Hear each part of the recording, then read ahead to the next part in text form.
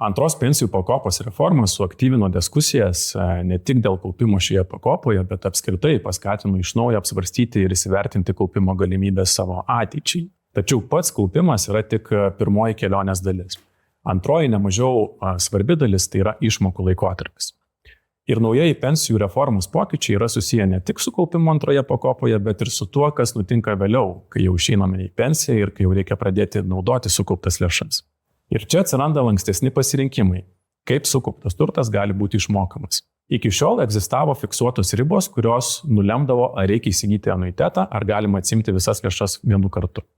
Dabar šių konkrečių sumų nebebus, vietoje to riba bus siejama su vidutinė pensija, todėl ji bus automatiškai perskaičiuojama kasmet.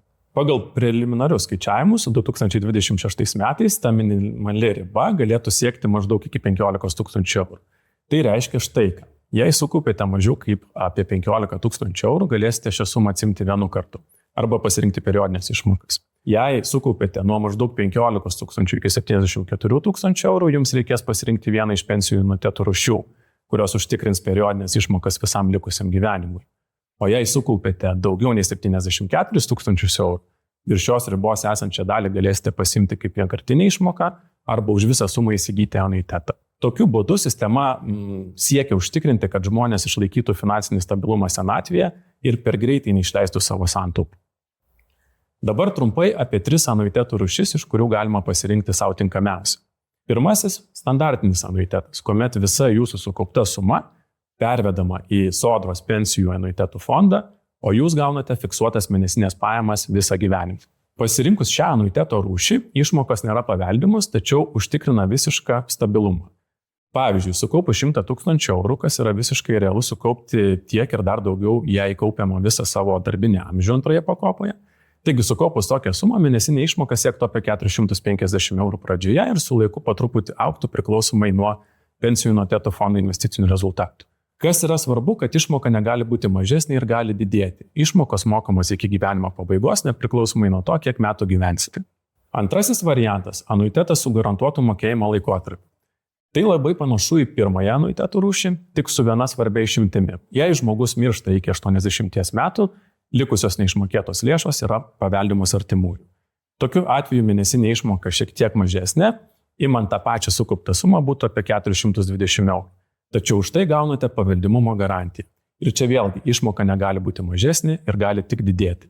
Na ir trečiasis – atidėtasis anuitetas. Tai lankstesnis ir įdomus variantas, tinkantiems tiems, kurie didžiąją savo sukaupto turto dalį norėtų palikti investicijose. Tokiu būdu ir toliau išlaikant galimybę gauti rinkos augimo potencialą, bet to pačiu suprantat, kad investicijų vertė gali svyruoti.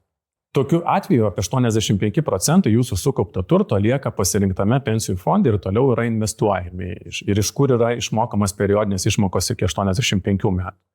Nuo 85 metų pradeda galioti garantuotos išmokos visam gyvenimui iš Sodros pensijų anuitetų fondų. Tai atidėtasis anuitetas, kurį jūs įsigijate už likusius 15% savo sukauptą turtą. Toks modelis suteikia 2 naudas. Galite toliau auginti savo kapitalą ir kartu turėti garantiją, kad net jei ir labai vėlyvame amžiuje pajamų nepritrūks. Pradinė išmoka šiuo atveju būtų mažesnė apie 350 eurų, tačiau laikui bėgant gali reikšmingai išaugti priklausomai nuo fondo grąžos. Tarkime, su 6% vidutinė metinė grąža per 20 metų augdamos išmokos gali net ir patrigubėti. Taigi, kaip pasirinkti, kuris variantas yra tinkamiausias? Labai trumpai. Jei jums svarbiausia garantuotus ir stabilios pajamos, rinkite standartinį anuitetą. Jei norite derinti stabilumą ir paveldimumą, tiks anuitetas su garantuotu laikotarpiu. O jei jums artimas investicinis požiūris ir norite išlaikyti augimo potencialą bei kartu užtikrinti paveldimumą, atidėtasis anuitetas suteiks daugiau lankstumo. Svarbiausia – įvertinti savo asmeninę situaciją, sveikatą, kitus pajamų šaltinius, galbūt kitą turtą, paveldėjimo poreikius, požiūrį į riziką. Nuo to priklausys, kokio tipo išmokos jums bus naudingiausias. Tad, kai ateis laikas rinktis, verta įsigilinti, pasikonsultuoti ir priimti sprendimą, kuris užtikrins finansiškai stabilų gyvenimą senatvėje. Beje, kiekvienos rūšies anuitetų išmokas galite pasiskaičiuoti ir daugiau informacijos surasti Sodros svetainėje pensijų anuitetų skaičiuoklėje.